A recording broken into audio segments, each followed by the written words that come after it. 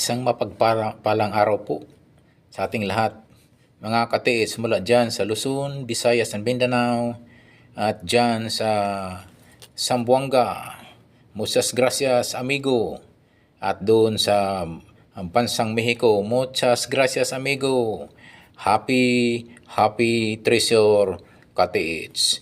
Okay po, bago po ako mag-umpisa na magdikod, at mayroong pinapadala sa ating isang punong kawayan na may hukay. So ito'y nagpapatulong pagdikod kung saan daw pwede maghukay at saang area na dapat hukayin sa natatagpuan nilang isang bamboo tree, isang yellow bamboo tree. Medyo po nasa high-rise mountain po ito mga katiits. Okay po mga katiits, ako yung nagpapasalamat. Maraming salamat po sa mga supporters po at mga masugod kong taga-subaybay ng aking YouTube channel. Ako po ay taos-puso ng papasalamat po sa inyo. Sana po ay patuloy po kayong manonood sa aking YouTube channel mga katiits. Ito naman na aking mga katiits ay aking YouTube channel ay for mga decoding, for analyzing sa mga katiits po natin na wala pong gamit ng treasure hunting equipment, at kung mayroon man, kung paano gamitin ang treasure hunting equipment like metal detector, scanner, and locator katiits. So katiits, again, maraming salamat po sa inyo.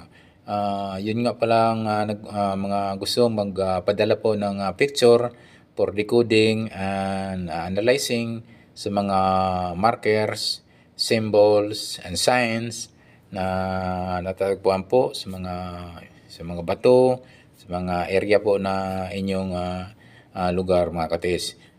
Padala nyo lang po sa aking messenger, Alejandro Sanchez. Ang profile ko pa dyan, yung may seed ako dyan, sunglasses ako dyan, doon nyo po ipadala po. Dahil maraming Alejandro Sanchez po na lalabas dyan. So yung naka-seed po, naka-sunglass po ang aking profile. Alejandro Sanchez po sa aking messenger. So doon nyo po ipapadala ang mga picture nyo for decoding and analyzing mga katiits. Okay, thank you again. Thank you so much again sa inyo mga katiits sa pagtitiwala. Okay po, ito naman po at mayroon tayong pinapadalang picture. Isang yellow bamboo tree na may medyo ito'y malapit sa medyo na may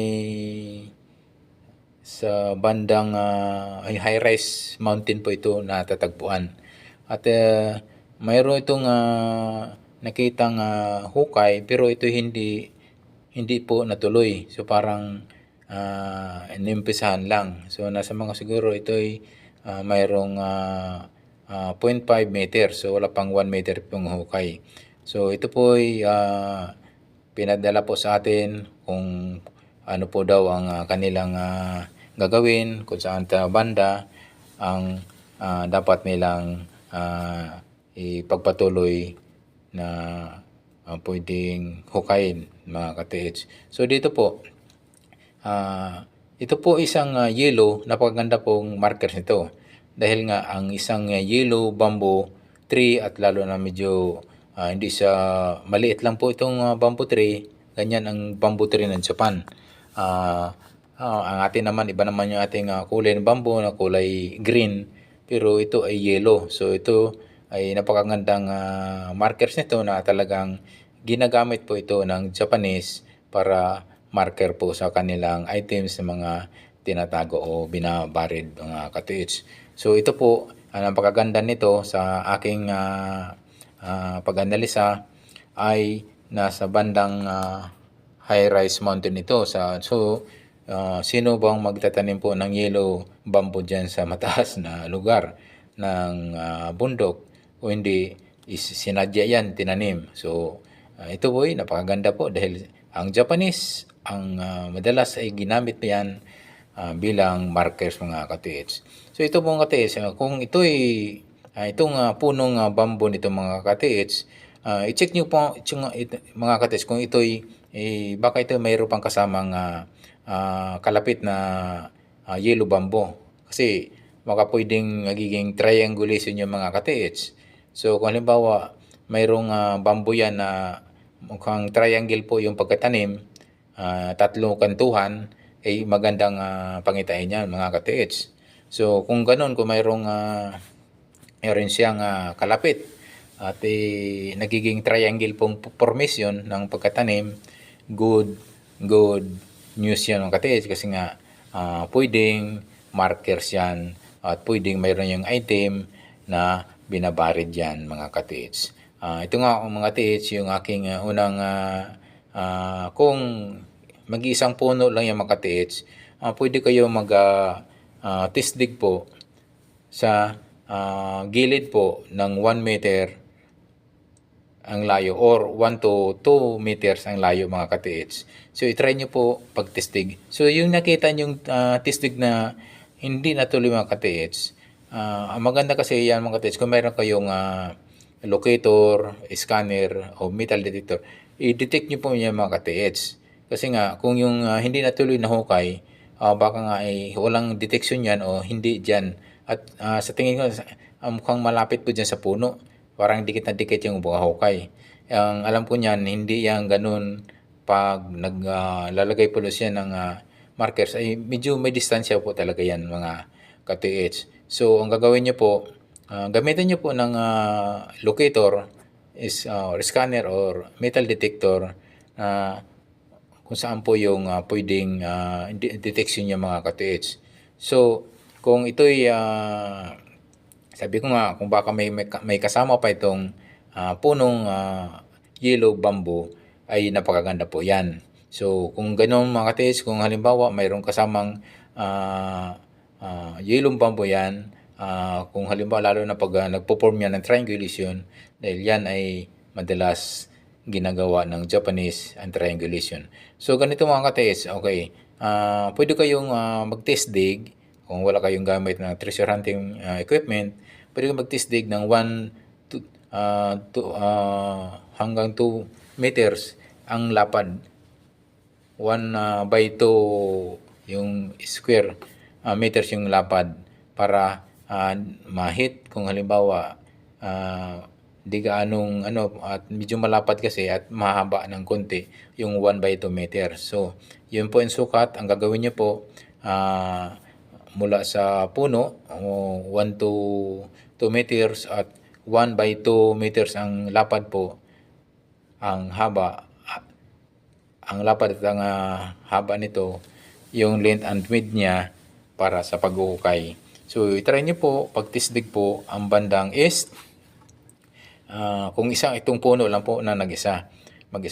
Then, itisdig nyo po ng 1 meter to hanggang 2 meters po. Then, yung west, ganun din po yung opposite niya, pwede nyo itisdig ng 1 meter to 1.5 meters. As well as the north area, ganun din po yung distansya, 1 meter to 2 meters at 1 meter to 2.5 meters. Lalim ang hukay po mga katiits. As well as the south area. So, ganun nga katiits talaga kung wala tayong gamit, ang ano lang natin ay ang location lang mga katiits, yun susunod lang tayo sa decoding at sa analyzing. Kasi ang pagdidecode kasi mga katiits ay hindi natin maasahan na 100%, 101% ay matutukoy po natin yung area, items na kinalalagyan. So sabi ko nga katiits, baka mayroong kasama pa yan na puno na pwedeng nagiging triangle shape. So napakaganda pong yan. I-check nyo po na pwede kayong maghukay dyan sa medyo sa gitna mga katiits, in the middle ng triangle area. Kasi napapansin nyo mga katiits, kapag mayroon pong medyo nag-sink, mayroong medyo bumaba na lupa, doon po kayo pwede magtisdig mga katiits. Ayan sa mga walang gamit, walang treasure hunting equipment. Kasi nga, nagre-rely lang po tayo sa decoding at saka analyzing na madalas po naman ay ginagamit po yung ganyang mga measurement po. So, yun nga, yung apat na anggulo, pwede nyong itisdig po ng 1 meter deep and lalim hanggang 1.5 meters mga ka-TH. So, maganda ito kung halimbawa mayroon kayong scanner o locator. Dahil yan ay madidetect yan kaagad talaga mga ka-TH kapag mayroon yang locator. Kasi nga yung locator kaya pong mag-detect yan ng 8 meters hanggang 10 meters kasi nga yan ay nag-detection niya ng fumes o yung mga singaw ng gold o mga items ang locator. So, kung mayroon sana kasi yung locator, maganda ho yan. So, ito mga katiit sa akin, so mayroong treasure hunting equipment or sa wala, ito po yung aking guide lang at may bigay sa inyo na kung wala tayong gamit, pwede tayong magtistig yan sa apat na sulok ng itong area nito sa bamboo tree.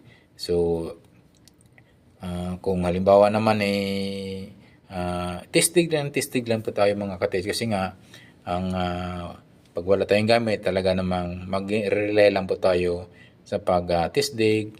Tayo talagang susubukan lang natin yung kung saan po yung area na pwedeng kinaroonan ng items. Not unlike, sabi ko nga, katiits, not unlike na mayroon kang treasure hunting equipment like scanner, locator, metal detector.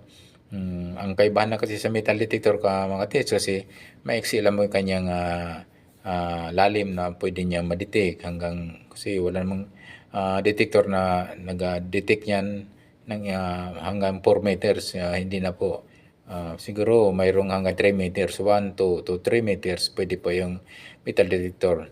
Not unlike sa scanner o locator. Ang locator kasi ay kaya mag-detect yan ng malayo ng 8 to 10 meters mga ka-TH. So, yun mo po mga ka-TH, suggest ko po, gano'n na lang, itisdig na lang po kayo sa apat na anggulo po.